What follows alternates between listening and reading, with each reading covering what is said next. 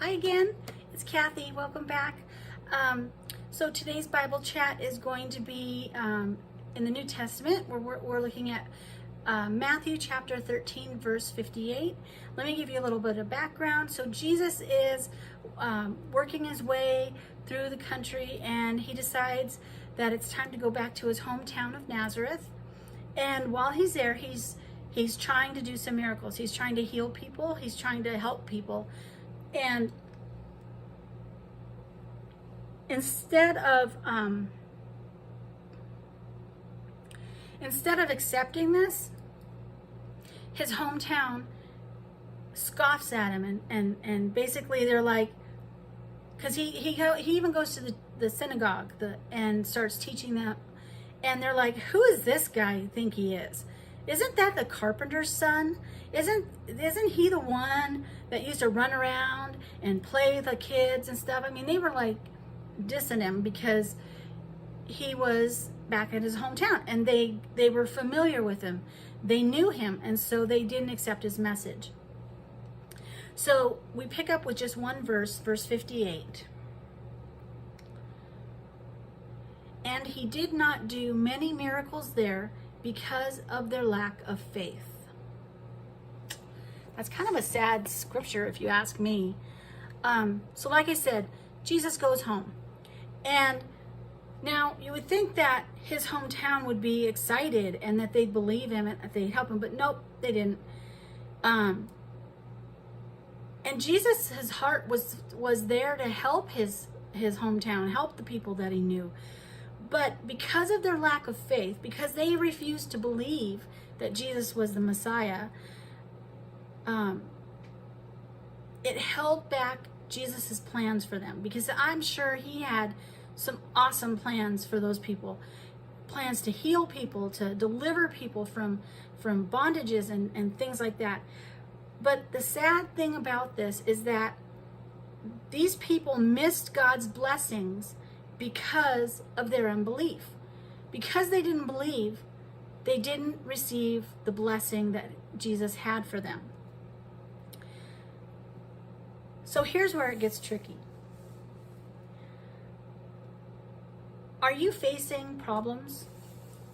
Are you facing a mountain in your life that is just, you can't see the top of it, you can't see around it, you can't see over it, it's just there. There's nothing you can do, and you know that if something doesn't change, it's just the way it's going to be.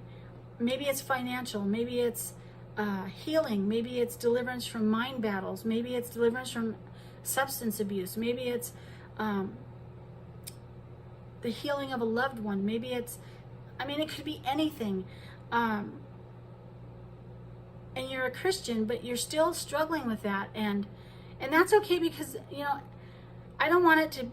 God is not a magician, and he doesn't work on our time schedule, but he does require us to, like I said last week, a grain of faith as big as a mustard seed is enough to activate his miracle working power.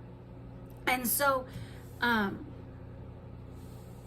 sometimes God will not answer when we want him to answer, and that's because he's building our character. He's building something in us.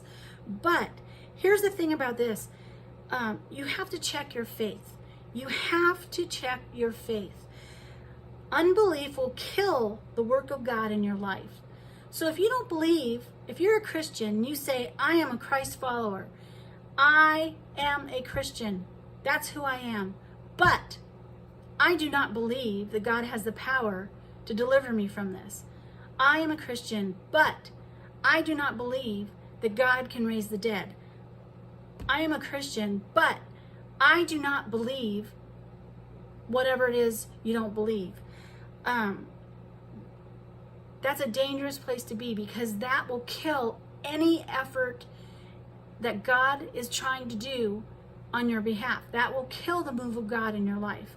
That will undermine it.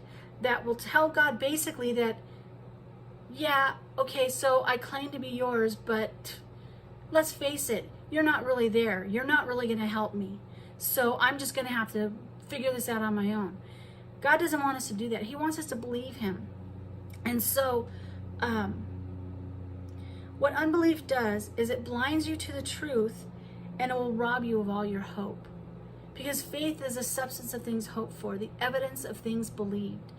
And without faith, without trusting God, without belief that God is all powerful, all knowing, and can do anything he wants, you will not have hope. There's no hope. There is no hope in this world, because the world cannot save you. The world cannot deliver you.